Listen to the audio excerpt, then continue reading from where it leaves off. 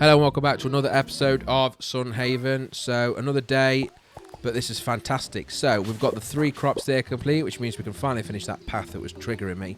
But also it's raining, which means no watering of crops, which is a win for all. You can see there actually, you can see it says required for the, not the carrots, but the chili looking things. It actually said required for the bundle, which is exactly what I wanted the mod to be, and it's probably my favourite mod immediately.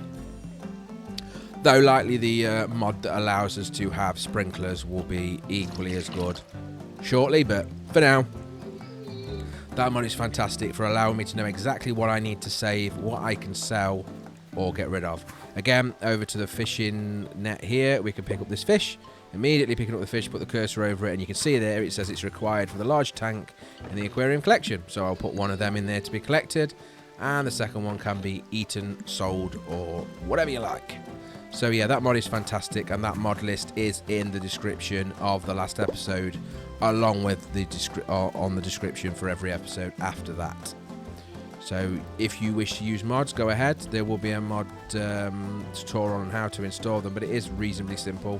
You can use the Vortex program to do it automatically, but I'll be honest, I find it easier to do it without.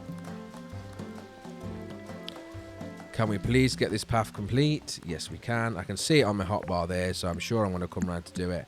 What I realised was, though, that it's actually already complete. I just need to untill the floor. So the path was there, strangely. But there we go, that looks a lot better. And that is our field for now. We don't need to go any bigger than that. We haven't got enough pennies to pay for it. But I am getting to the point where I want to get money in ASAP and get some animals. Because I love cows and I want some cows. I also need to clear out all this area to do that though. You can see here actually, this is where I'm going to start linking in the path in. And over here there's the steps there that will eventually become steps to a Wyvern, I think it is. To allow us to fly to new locations, so we'll need that. So if I link all these up, and when they're linked up I can then see what area I've got spare and build in that, or at least that is my plan. How it will work and will it work, you'll have to stay and find out, right? Because I don't know either. So it wouldn't be another day without another day in the mines. So into the mines we go, and immediately to floor 11. I didn't see that, but this is floor 11. I can tell by the fact that there are bats, right? You can also see there are copper ores, which is standard anyway. But there's also some rubies there and some, I believe there's sapphires below. So we'll get all of that, and I'm gonna lapse through this as I've been doing. You can tell me which way you prefer it. I mean, I'll leave the full length in if you want, but it will just make the videos ultra long. And it's very repetitive. It's just collecting the resources and looking for the rusty keys. So I'll skip through it and we'll see what we come out with.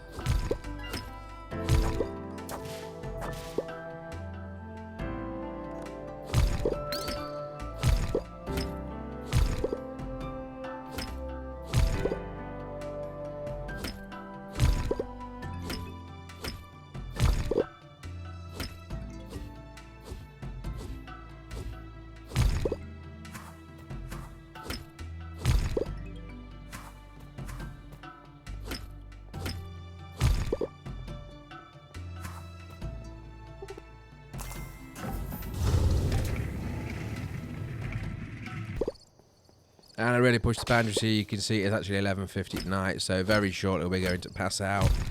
But I'm getting as much resource as possible. There we go. The only thing you lose by passing out is 300 gold. So we lost 300 gold, but we don't lose the resources. We'll instantly be teleported after waking up as normal through the normal process and the normal load screen, as you can see there. But just in the hospital, and a 300 gold down from where we were. Which, to be honest, 300 gold, it's not that big of a deal. Gold's not too difficult to make. The amount of crops I'm growing at the minute, there must be 10 or so, 15,000. They're easy. Having a quick look, and it looks like we've got a couple of quests to accept here. Quest started on both of them, both reasonably simple. I've got copper bars already, and the leaves I've easily got more than 2, so we can cover that too. These little animals you see, the little pink dinosaur looking thing that keep eating my crops, by the way, you can easily get rid of them by buying the scarecrows, but at the minute I've not got around to it. This guy Ronald is just asking us to meet him at the tavern for a few extracurricular activities, and we will get over there as soon as we can. But really we need to make sure we get our mail checked and our plants watered. And there we go. Along this bottom are some blue roses, I think. I get some free every so often. One of the perks that I picked, I don't usually use the perks to get free seeds, but there wasn't a better option, and you have to level up to a certain amount of levels to get to then the next chapter of. So just move him over there a little bit because he was stuck on that oven, I believe. Collecting the apples. And you can see just above there, that's where I put all of my saplings to grow the trees, so we can go through there and get a nice easy batch of wood, and then whatever else comes with it, more saplings and tokens, etc. So with all them gone, I'll just put down the saplings that I received from that as a task.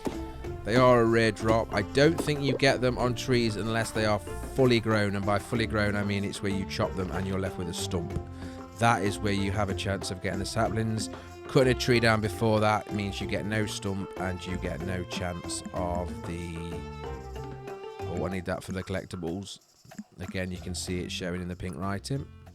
But yeah, you get no chance of the saplings if it's not a full-grown tree. So we'll put that pumice stone over there. Just doing one of the mods I got as well allows me to actually name the chest. It didn't work there because I didn't do it right. So if you name the chest, and I'm going to name this one, I believe I name it collect. This is how you go between the chests. But all you need to do is write it in there, make sure you press enter or tab out of that field, and then do the same for the store chest or the main chest. And you can see there the writing. It's the same colour as the chest. Now the brown one's not great and easy to read, but you can just change the colour of the chest there on the left hand side, all them colour options, and that would change the colour of the writing as well. So that's something to be useful moving forward, along with the stack size editor. It means that you don't fill up your chest with loads of stacks of stone, for example. You can have one stack with much more stone, and it makes it easier to maintain. So if we can go over to these chests, actually we can get ourselves 2 of these leaves as is required, and then 2, or actually 1 iron bar that should be completed shortly. And then that will complete them quests as well, and we can go on and hand them in. Another interesting place you can meet, and I'm just handing in a quest actually, but this is at the pet store and at the pet store. So you can see you can get some quite unique chest pets and dinosaurs and various other pets you can buy. They aren't cheap though. I mean, 6,000 gold a pop is a lot of money for something that doesn't really do anything. It's just aesthetics. So that will be something that I'd like to go with moving forward, but again, at the minute, it's just not a priority at all. So I think now we're heading over to give Rosa the 2 copper bars. Now Rosa is in the barracks, so we know where she is. This is another quest, and this is the Ronald quest where he said to meet him at the tavern, and that is indeed the tavern. So he's just given us some rags to wipe us down with some old rags. Lovely. Or giving us some old rags that he used to wipe down the bar. But then he's going to blindfold us, as you do.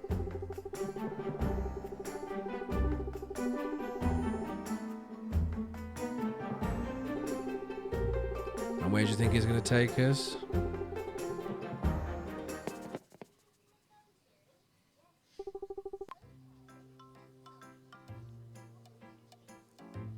And there you go. Happy birthday me. So this is a surprise birthday party for me or your character. Using the date that you set when you create your character, you will have a birthday party on that day. It's important to note though that the people that come to the party won't buy you gifts unless you're friendly with them. So I think I managed to get 1 gift out of about 14 people that came to my party because I've ignored everybody else. So obviously throughout the next season through to next year, I'll make an effort to make sure everybody likes me so I get free stuff. But yeah, this is the birthday party. I'm gonna skip past it. You don't get anything. Like I say, I get one present, which is a toy train, and it's just a little ornament you can put in your house. The rest of the people don't get me anything because they obviously aren't friendly enough with me. There is a shop up there in the top left where you can see the clown, and you can buy birthday items. That's birthday suits, birthday banners, and various different things so you can decorate your house. They aren't cheap again though, but you can if you wish.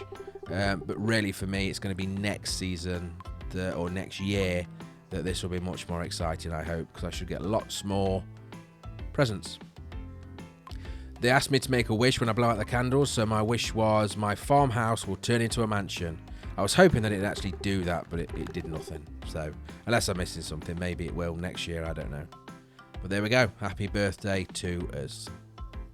Friday the 13th. That's lovely, isn't it? So what I didn't realise was the fact they had the surprise party. It uses up the whole day. So, yeah, I had to quickly water and then skip to go to sleep. And then I've woke up the next day. And we're now ready to water again. So I've done that first this time. Because it caught me off guard, that. Because it takes you home when you finish the party, your birthday party. Regardless of what you do or how long you're there for, you come out at sort of 8, 9 o'clock at night. So then you have to do all your watering to make sure it's done. Your crops don't die if you don't water them, but they don't progress. So if a crop takes 14 days to grow and you miss a day of watering, it means it's going to take 15 days to grow. They won't actually die. So it just makes it slower, if anything. I'm not too worried about time, though, because we're only on the 14th day of spring, which means we've got plenty of days left, because obviously a month in the game or a season in the game is 28 days. So that was just completing yet another quest for Nathaniel, and now we're going to go over to Rosa to give her these 2 copper bars that she needs for repairing a wall. Okay, so we're heading east now, out of the city, past Nathaniel, and this is where there's a few more dangerous mobs and a few more exciting things to do. So here we've got a Snackoom again, wanting 10 apples, 10 bananas, and 15 green pepper something or other. And all of that is obtained by, well, the apples are obtained by the apple trees, of course. The other 2 items, the bananas are obtained by killing the monkeys that I talked about, that throw the bananas at your head. And then the green pepper stuff are done by killing the little, I don't know, crab-looking things that we'll see shortly. So they are the little crab-looking peppermint things. They're not too bad, to be honest. I mean, they are level 7, so they've got a decent amount of health, but I have got an iron sword, so they got minced easy enough. They're the ones that drop the green pepper flakes, and we need 10 of those. And then the monkeys that are a bit further on drop the bananas that we need. Just cutting a few of these trees down. I don't know why I cut that one down, if I'm honest. I was probably just trying to get that level up. No, I'm just obsessed with cutting down trees, apparently. Normally, I only when I don't need the wood, I'm only cutting down the trees that have the spider webs on them to give us the free silk. The trees that have the mushrooms on them, you can actually pick the mushrooms without cutting the trees down. So we obviously can choose where we want to go here, whether we go north or east again. North takes us to the Glyte mine, is it called? Yeah, which we don't need to go to because that's an actual quest later on. So we'll just continue going east. And of course, the further you go east and north, the more dangerous it gets, potentially. As you saw there, I'll just pick that mushroom, but you can see these have got the spider webs on it. So likely I'll go and chop them down to get the silk. And we get 2 silk off each tree because of the perk that we do actually have, instead of 1 that you would normally get. And then there's more of these peppermint crab looking things, and there's some scorpions over there, and there's the first encounter with the monkey. So the scorpions do drop items, but not items that we require at the moment. The monkey, however, does drop the bananas. It's not a guaranteed drop though, so you have to, and if you can say my crossbow doesn't reach, so use a fireball, and that definitely does. And as you saw, he didn't actually drop the bananas there, so. And then rinse and repeat again. I like to cluster these up because I know they can't do that much damage to me. I let them all cluster up and then just wipe them out in one go with the sword. They're pretty easy to kite, so as long as you walk in like half moon circles, you can avoid taking too much damage. And up here, there's a lot more trees to cut down, but there's also some with the, what look like raspberries. No, they're strawberries. Strawberries don't go on trees, but neither do raspberries, so it don't matter. And more banana throwers. There you can see the bananas being thrown. They do a good amount of damage, though, if they hit you. That's why it's best to never stand still. And you can see we've got the squash bananas there, and we also need 10 of those. I'm not sure actually the peppermint things, if we needed 15 or not, I'm not sure. We'll see. And then you've got these tortoises that don't really do too much damage, but they take a lot of damage. And they're easy to kill if the monkeys weren't there annoying the crap out of you. And then remember that killing them, it doesn't take them long before they come back again. So what we're going to do here is just clear out as much as we can and get what we need. And then go back to the snack room to unlock that area. Going north here, by the way, leads us to a much more dangerous biome. So I believe I go east again, or right on the screen. More monkeys. Get these. Get the bloody bananas. I'm actually realising that just standing in front of them, because I do so much damage with the sword, it's not unthinkable to just burn them down and sort of tank the damage. As long as I've got food on me as well, I can eat that and get some health back. So going east once more, you can see there's 5 more monkeys to kill and 6 more of the tortoises. I'm currently thinking about how best to do this, but I decided to go for the ranged weapon. And basically what I'm doing here is I'm using left click to attack with the crossbow, and R, which is my fireball, and if you can basically press them together, right, so you get a flurry of arrows followed by fireballs. And it is quite a good ranged attack to use for damage wise.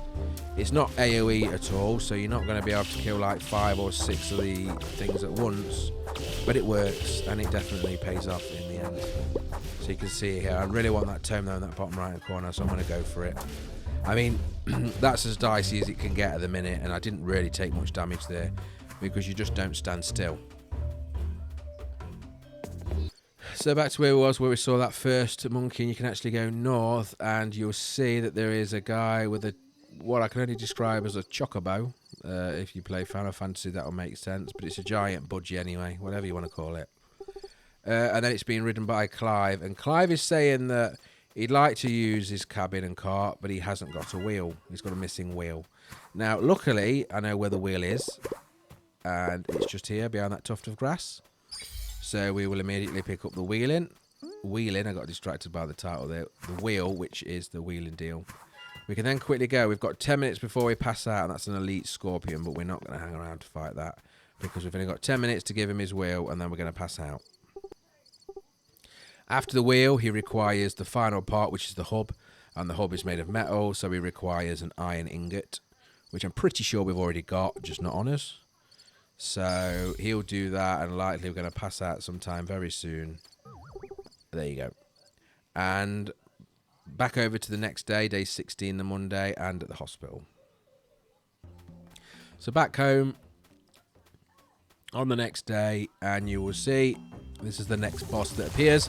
So after the weedle we had, we now have this guy, which is called Krusty, and he's a giant rock looking clam thing. He doesn't speak, he doesn't say anything, but one thing is for certain, we need to destroy him. He's got 100,000 health. Important to note that you can use a lot of all your weapons, of course, but the one that will do the most damage to him is your pickaxe, because your pickaxe is the thing that does the most damage to stone.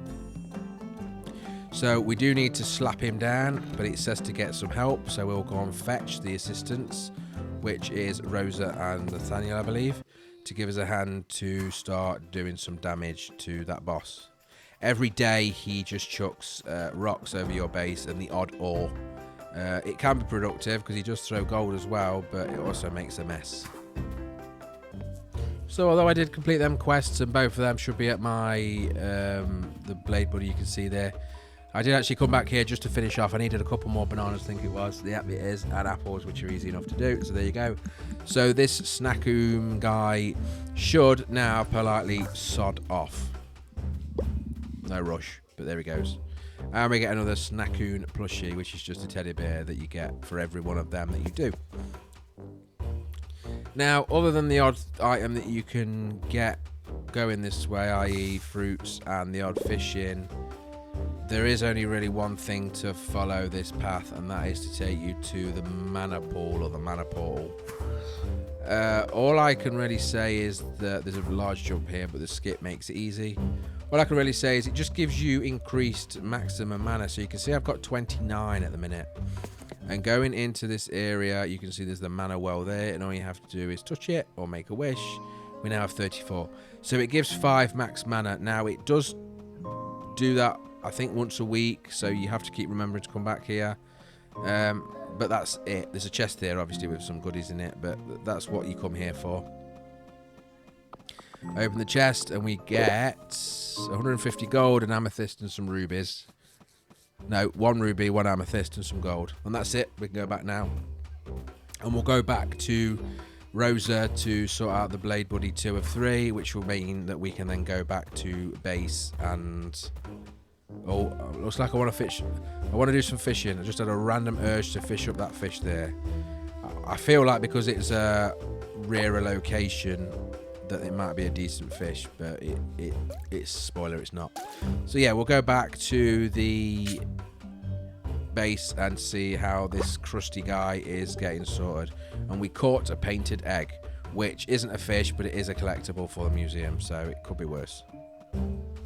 So we're back at home, and it's too late to do much anyway, so we're going to get this crop dealt with and go straight to sleep. And then in the morning, we'll take a look at Krusty and hopefully deal with him, so to speak. And by deal with him, I mean smash him to pieces. So at the 20-minute-ish mark here, we're done for another episode. So thank you very much for watching. If you like the video, please click like. Any comments are welcome. Subscribe for more. Take care.